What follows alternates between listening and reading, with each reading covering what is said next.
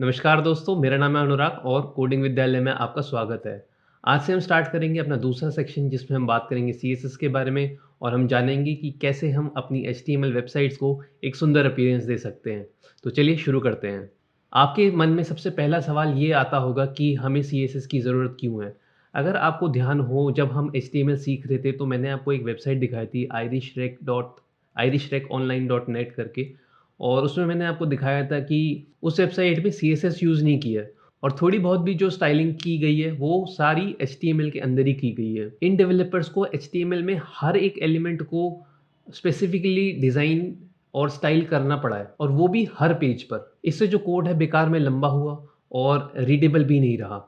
और स्टाइलिंग और एचटीएमएल दोनों को मिक्स करने के चक्कर में अगर कहीं पे उससे कोई एरर हो गया वेब डेवलपर से तो वो भी ट्रैक करना इतना आसान नहीं रहा। इसलिए डेवलपर्स ने सोचा कि क्यों ना सीएसएस एक ऐसी चीज़ बनाई जाए जिससे हम स्टाइलिंग को अलग सेपरेट रख सकें और जो एचटीएमएल है उसको हम अलग सेपरेट रख सकें और फिर सीएसएस का निर्माण हुआ।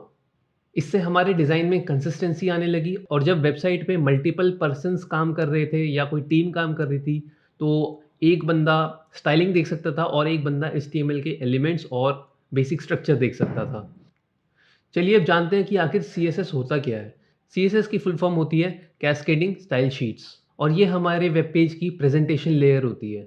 बेसिकली सीएसएस रूल सेट करती है कि हमारा एचटीएमएल डॉक्यूमेंट कैसा दिखेगा। सीएसएस की मदद से हम पेज के लेआउट्स बना सकते हैं या एलिमेंट्स की पोजीशन डिफाइन कर सकते हैं, यहाँ तक कि हम अपने वेब पेज में एनिमेशंस भी डाल सकते हैं। अब आपके मन में सवाल आया होगा कि इन्हें कैस्केडिंग स्टाइल क्यों कहते हैं? अगर आप कैस्केडिंग का मीनिंग गूगल करोगे तो आपको पता चलेगा कि इसका मतलब होता है नॉलेज या कोई चीज़ को किसी और को पास करना। जब हम एक स्टाइल की शीट बना लेते हैं जिसमें सारी नॉलेज होती है यानी कि सारा कोड होता है कि हमारा वेब पेज कैसे दिखेगा और वो पूरी वेबसाइट पे एप्लीकेबल होगा, तो इस इफ़ेक्ट को हम कैस्केडिंग कहते हैं। लेकिन हमारे पास हर लेवल पे कंट्रोल्स होते हैं। अगर हम चाहें कि किसी स्पेसिफिक पेज के लिए हम स्टाइल डिफरेंट रखना चाहते हैं या किसी एलिमेंट के लिए हम स्टाइल डिफरेंट रखना चाहते हैं जो हमारी एक मेन सीएसएस स्टाइल शीट से अलग है, तो ये काम हम कर सकते हैं। हमारे हाथ में इस चीज़ का कंट्रोल रहता है और इन चीज़ों की कुछ प्रायोरिटीज़ होती हैं और जिसकी सबसे ज़्यादा हाईएस्ट प्रायोरिटी होती है वो स्टाइल हमारा इम्प्लीमेंट हो जाता है। क्योंकि सीएसएस की जो स्टाइल शीट होती है उसके अंदर हम मल्टीपल रूल्स लिख सकते हैं एक ही एलिमेंट को स्टाइल करने के लिए और जो हाईएस्ट प्रायोरिटी वाला होता है वो स्टाइल अप्लाई हो जाता है। चलिए करते हैं अब काम की बात कि सीएसएस का सिंटैक्स कैसा होता है। पहला आता है हमारा सिलेक्टर, उसके बाद आता है हमारी प्रॉपर्टी और उसके बाद आती है हमारी वैल्यू। और प्रॉपर्टी और वैल्यू को हमें देना होता है कर्ली ब्रेसेस में और प्रॉपर्टी के बाद हमें देना होता है एक कोलन और वैल्यू के बाद हमें देना होता है एक सेमीकोलन। तो दोस्तों अगर बात की जाए सिलेक्टर्स की कि सिलेक्टर्स क्या होते हैं, सिलेक्टर्स हमारे एचटीएमएल का कोई भी एलिमेंट हो सकता है, कोई भी क्लास हो सकती है, कोई भी आईडी हो सकता है, यहाँ तक कि कोई एट्रीब्यूट भी हो सकता है। सेलेक्टर से बस हम ये बताते हैं कि हम किस चीज़ को स्टाइल करना चाहते हैं। जैसा कि आप देख सकते हैं ये मेरा h1 एक एलिमेंट है, एलिमेंट होने की वजह से ये एक सेलेक्टर भी है। तो हम ये बता रहे हैं कि हमें h1 टैग को मॉडिफाई करना है, उसका कलर हमें चेंज करना है और उसको हम ब्लू करना है। अगर मान लो मैं अपने h1 के डिफ़ॉल्ट स्टाइल से, फ़ॉन्ट स्टाइल से खुश नहीं हूँ तो वो भी मैं चेंज कर सकता हूँ।